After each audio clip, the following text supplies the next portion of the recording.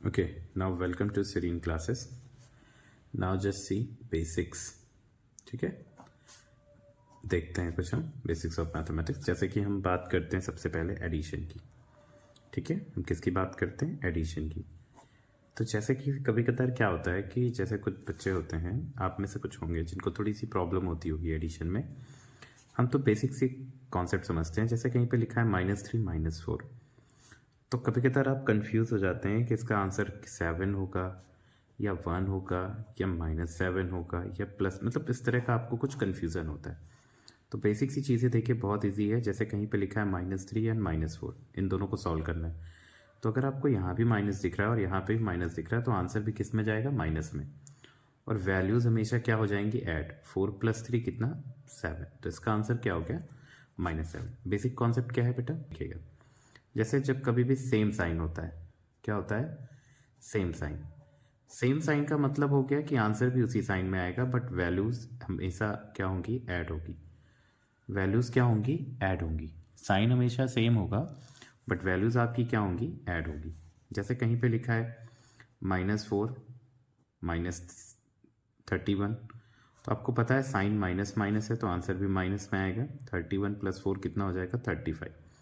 क्योंकि कॉन्सेप्ट क्या है? सेम साइन है तो आंसर भी उसी में आएगा, बट वैल्यूज़ को क्या करना है? हमें ऐड कर देना है। ओके, चलिए नेक्स्ट देखते हैं। -4 -7 कितना हो जाएगा? -11। आपको पता है साइन अगर सेम होगा तो यहाँ पे भी साइन सेम आएगा, वैल्यू क्या कर देनी? हमें ऐड करनी है। ओके, चलिए अच्छा थोड़ा सा चेंज करते हैं। अगर अपोजिट साइन दिखता है, जैसे कहीं पे लिखा है -4 + 7, तो जब कभी भी आपको अपोजिट साइन दिखेगा तो आपको आंसर क्या करना है? डायरेक्ट सब्ट्रैक्ट कर देना है। 7 से 4 जाएगा, आंसर आएगा 3 का। अब देखिए 7 वैल्यू बड़ी है कि 4 बड़ी है? आपने देखा 7 वाली बड़ी है। 7 का साइन क्या है? प्लस, तो आंसर किस में आएगा? प्लस में। नेक्स्ट अगर हम बात करें कि जैसे कहीं पे लिखा है -7 + 13, अब आपको ध्यान देना है यहाँ पे, जब कभी भी आपको अपोजिट साइन दिखते हैं, मैं शॉर्ट में यहाँ लिख दे रहा हूँ, whenever you see their opposite sign, okay, opposite sign होगा तो आपको समझ में आया कि वैल्यू क्या होंगी? सब्ट्रैक्ट होंगी, और साइन उसका आएगा जिसकी वैल्यू ग्रेटर होगी। अब अगर आपने देखा यहाँ पे -7 था +13 था, तो सीधे सब्ट्रैक्ट करिए।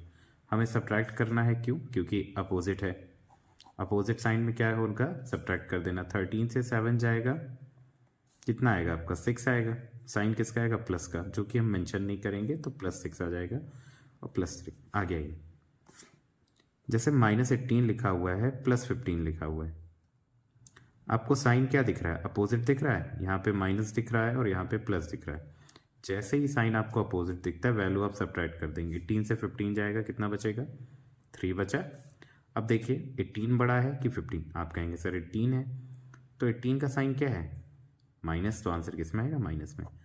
तो कॉन्सेप्ट बेसिकली ये है, जब कभी भी अपोजिट साइन होते हैं तो अपोजिट साइन में आपको याद ये रखना है, वैल्यूज़ हमेशा सब्ट्रैक्ट होती हैं और साइन उस वैल्यू का आएगा जिसकी वैल्यू ग्रेटर होगी। Thank you.